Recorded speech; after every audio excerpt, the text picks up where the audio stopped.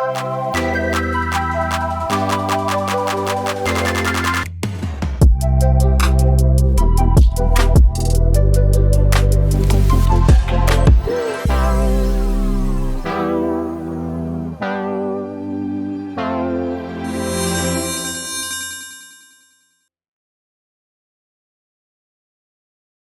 a lot of people in this room who are looking for this entrepreneurial journey, particularly in Atlanta, and you have the vision with Mayor Andre Dickens about really making it a big tech hub. So, what is our pitch from Atlanta to the Silicon Valley investors, for example, on why they should be investing in technology, and what is the vision for Atlanta? So a few advantages that we have. First, I called it out earlier, this talent pool of some of the most brilliant minds in America. And so you've chosen to come here from all corners of the globe, and we want to create a safe space for you to take risks, because while there are oftentimes, there's not a call, and you have to pack things up and move on to the next idea, that's perfectly normal. And we want to change the culture around entrepreneurship here in Atlanta, where you don't feel like it's a shame to fail. And actually, we want to help you fail faster. And oftentimes there are fantastic entrepreneurs working on, problems that aren't that big. I say there's great jockeys on the wrong horse. And so the awesome thing about Atlanta, you've got 70% of the Fortune 500 represented here. You've got customers like us, right? And so what we can do is pair you with problems or IP that sits on a shelf somewhere at Georgia Tech, because there's some genius that's dreamed up this thing that can change the world, but they just want to do research. They don't want to build a company. And so what we could do is couple you through programs like Quadrant I. And so here's the thing. You're going to hear about all these programs that are at your institute that you didn't know existed. And so what we want to do is make sure that you're aware so you can leverage those. So Quadrant I, or there's this new program called Velocity, which it's going to take after you come through Create X. These programs that'll help someone take an idea from the back of a napkin to at least an MVP. It'll help you get funding, put you in the Biltmore. If you've never been to the Biltmore, go check it out, because we hope that's going to be crawling with entrepreneurs in the coming months. And then give you the mentorship to go from your first customer to 10. And then you can engage with the many sort of VCs that are around town. Or if you're building a concept that isn't fit for VC funding, we'll help find that purpose-built capital for you to grow to whatever stage is appropriate. Great. So, Eldrid, you have been a serial entrepreneur. You have done so many things. Tell us about your new venture, Supple, and why does it have like 3 P's? I mean, CSUPPPL and LE. And then, of course, there are all these acronyms when I went on your website, which said creating social impact through Seek with a triple E there. I was about to change my name to Anuj. But tell me why you have done it. Maybe I will change my name as well. So it is a acronym. It stands for Creating Social Impact Using Public-Private Partnerships. That was pretty simple. Yeah. And so what we try and do, and just to also tell you, after creating GovChat, looking at the funding issue, we were able to, within just over 12 months, list Supple on the Luxembourg Stock Exchange at a 4.6 billion rand market cap, or 200 million pound market cap. Congratulations. Thank you. Give us the dollars, though. You're going to do everything but dollars. So we'll close the doors. I don't think he's getting out before doing that. Yeah. I think it was really, really great, because it kind of showed that, startups, even after just over 12 months, could go and list on a stock exchange. But I think that, there is such a huge need to digitally transform governments around the world that it needed a publicly listed vehicle to be able to do that. And so that's what Supple does right now. It uses a public-private partnership model to be able to, do that. Obviously, with the use of AI and machine learning, we are able to show governments what's possible. Mm-hmm. And I always say this, COVID-19 was a blessing to the ICT sector. It's a controversial statement, but it's true. ITC? Information, communication, and technology sector. Because we were trying to help governments and show governments the power of technology for many years prior to COVID-19, but it took COVID-19 to make that happen, to show that technology is an enabler so that we can deliver services a lot faster. So that's what Supple tries to do right now across the African continent and in Europe as well. Yeah, so in your case, when you talked about, now it was valued at 4.6 billion rand, there must have been investors. And yes, we talk about entrepreneurial startups where you find a gap, what you are fulfilling, what is your product, what is your service, etc. How do you get the investors? What are they looking for beyond the gap that you're filling in the marketplace?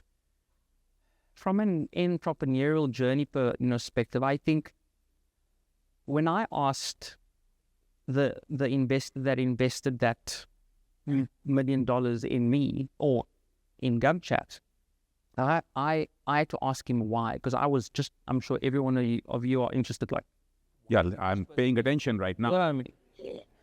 And he said to me, he didn't invest in the technology or in the concept. He invests in people. And so if you are able to start and finish something, people will invest in you. It doesn't matter. It's not about the technology. It's not about the innovation.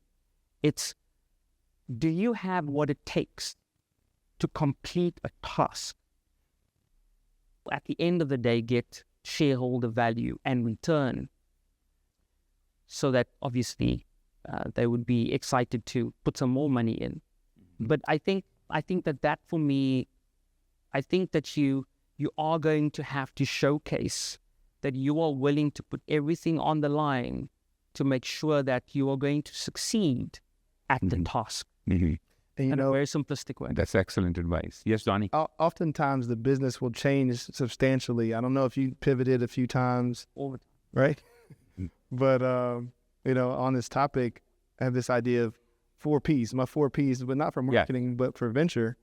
Then, what I look at, because you just have to make a quick decision on how you'll spend your time and whether you want to learn more. And first is the problem. Is it big? Is it a gap? Is it meaningful? And people, are they willing to spend money to try to solve it? Is the pipeline? How do you reach these people? Are there a lot of them lining up to do business with you? Then, of course, the people is so important. Like, can you convince me that you can actually deliver the 4th P, the product? Is it something that's feasible to build based on the technology that's available to us today? So those are 4 Ps, right? And so if we ever get together, be able to talk about those things, and then if it's market profitability, how you're going about it. You may want to take 1 P from him and make it SUPPP out. So that's great. So Donnie, I've always wondered, he was able to get some investment either because people invested in him. There are a lot of entrepreneurs sitting in this room, or budding entrepreneurs. And I think as a city, we are all wanting people to invest here, make their startups here, make this a big technology hub here. What are some of the constraints that the city has, and how do we go around trying to conquer that and make it turn it into a feature instead of a bug? So constraints for the city specifically, or for the city, for the entrepreneurial space to be able to grow? All right, so 3 areas of focus for us, because our stated goal is to be a top 5 tech hub. And so we want to, the top 4 is San Fran, New York, Boston, LA. They're pretty well seated in those spots, but the 5th spot is more ripe for us taking. And so, you got your Austins and Chicagos and Seattles. And so that's where we want to get to. So my 3 areas of focus are, first, perception, then measurement, and then lastly, resources. Perception meaning I need you to believe this is a great place to build, right? Because there are some factual things we need to work on, but I need the feeling to match that. I need you to say, hey, I'm willing to take the risk, and there's enough resource here for me to be successful. The second is around measurement. If we're going to be top 5, that's based on what? And so there's a set of metrics that we should drive to become top 5, and we need to be in agreement on what those are. And so if we can be singing from the same hymnal and have definitions like what is a startup? Because while it seems obvious that is sometimes controversial. Like, is this a venture backable startup versus a small business? And people sometimes think if you call them a small business, that's a dirty word, but it's great. We need small business. And that just means you need a different type of capital. You're going to grow to a different stage at a different speed. And then the third area of focus, resources, that's talent, capital, customers, the lifeblood of any ecosystem. So if I can help improve access, the quality, quantity of those things, then we can be successful. And so constraints, so much of it is, you hear Mary Dickens talking about Atlanta as a group project. And we don't work in silos necessarily intentionally, but through public-private partnership and us working together, that's the only way we can be more successful. And so that's why we're here. That's why we spend more time together. Great. No, that's awesome. So let me get back to Eldrid for you. You had a really bad situation when thankfully you had the investment come in. And you've been a serial entrepreneur. Many people go through this and they fail.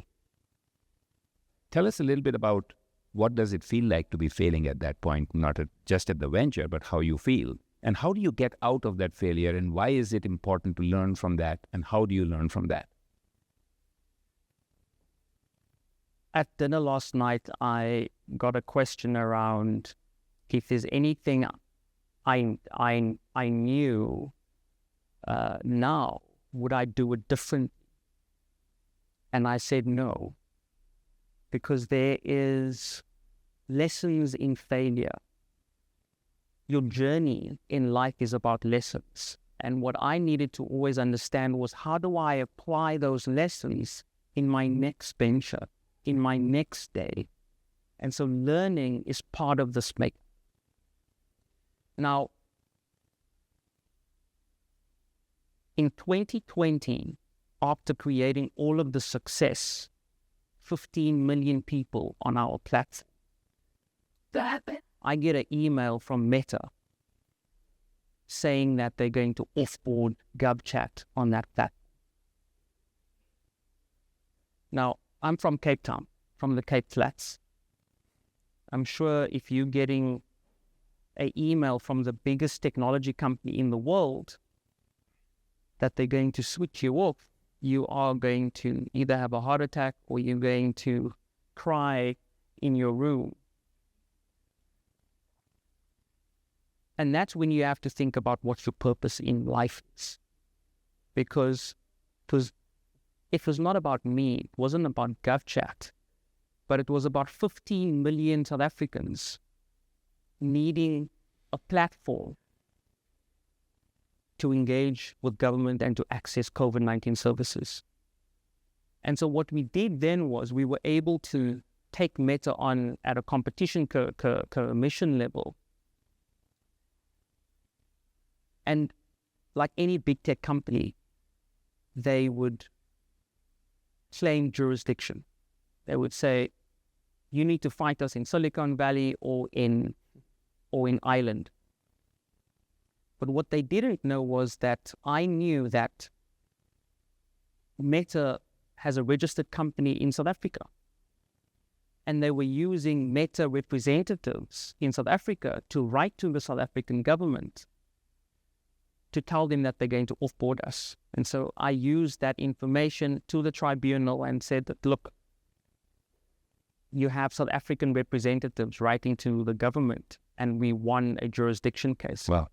And thereafter, we got an interim interdict against them. And those of you who are law students would know it's probably the most difficult thing to get, because you can't meet one of the requirements or two of the three requirements. You have to meet all three. You need to show prima facie evidence, you need to show irreparable harm, and you need to show balance of convenience.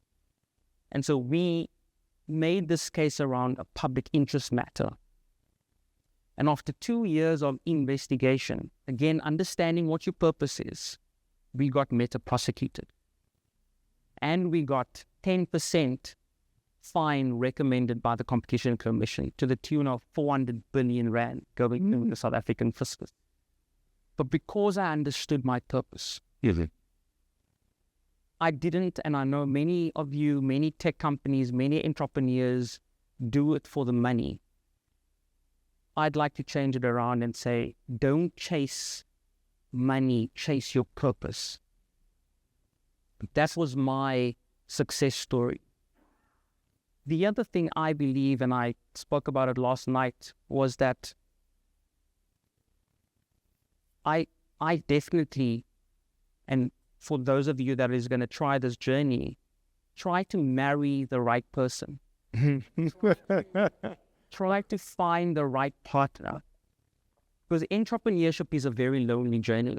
A friend of mine equates entrepreneurship to a jail sentence just because it's lonely. And it will break you. Jail will break you. Entrepreneurship will break you. And that is the truth. And so it's very important to have someone that's in your corner while you're trying to save the world, save your country.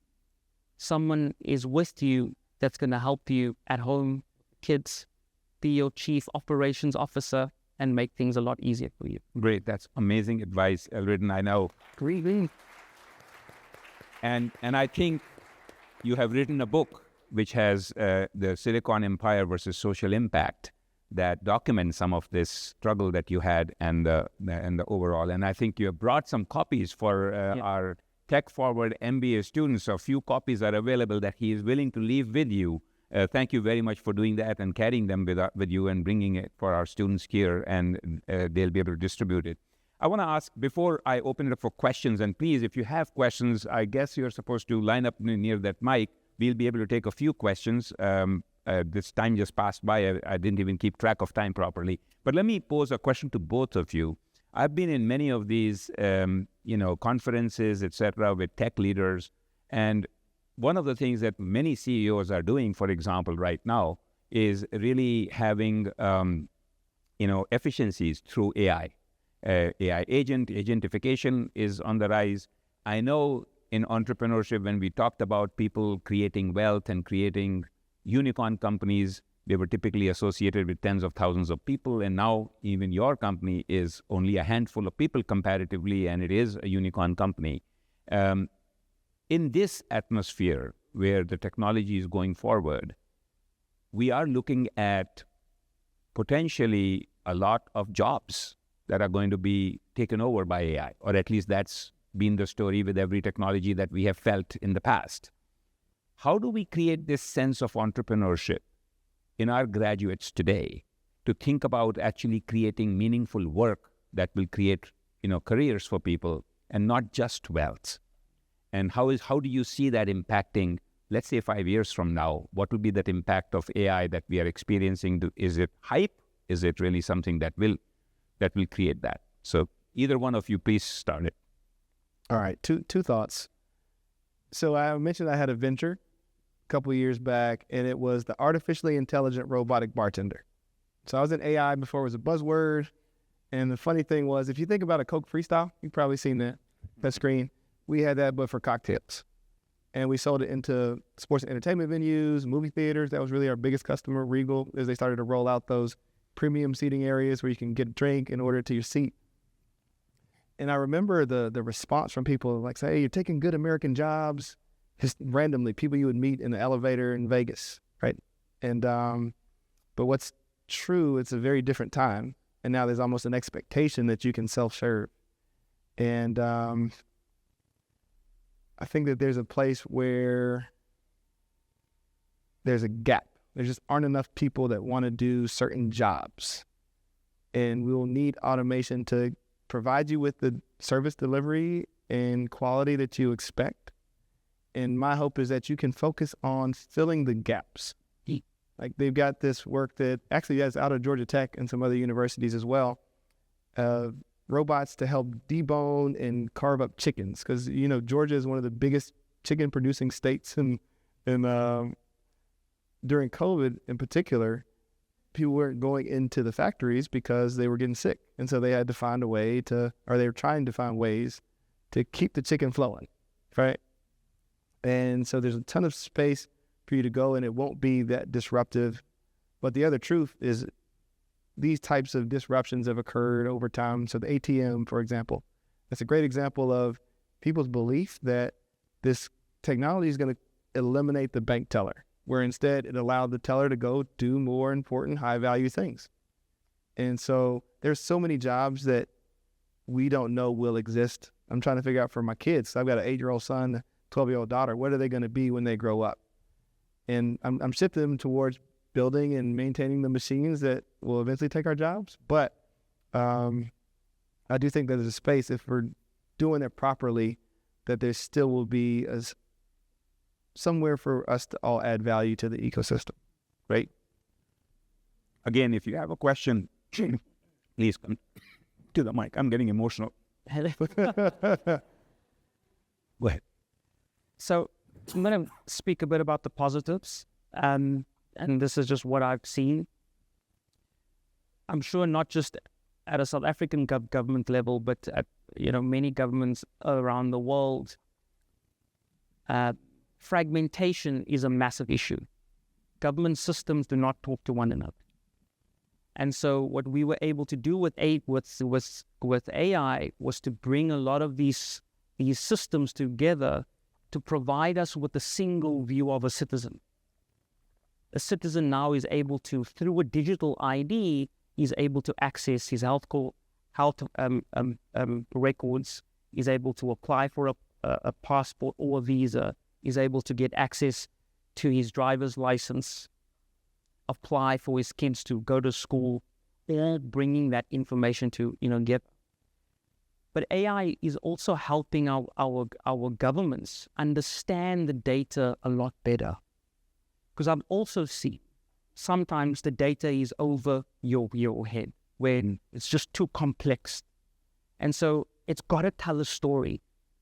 And so AI is really, really helping the mapping of these institutions, these mapping around these challenges. And so I think that AI is going to strengthen the work of our governments. It's going to strengthen the work of our workforce. It won't replace. I think, yes, there are instances where it's going to replace certain jobs, and that's where you're going to have to upskill yourself. But there are more positives, I believe, than negatives. It's changed the world. It's changed the game completely. And I think we must embrace it. Well, thank you very much. I'll sleep better tonight.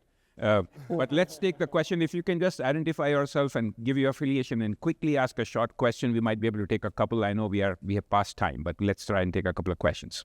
I'm Sidney Tarver, founder of People First Content.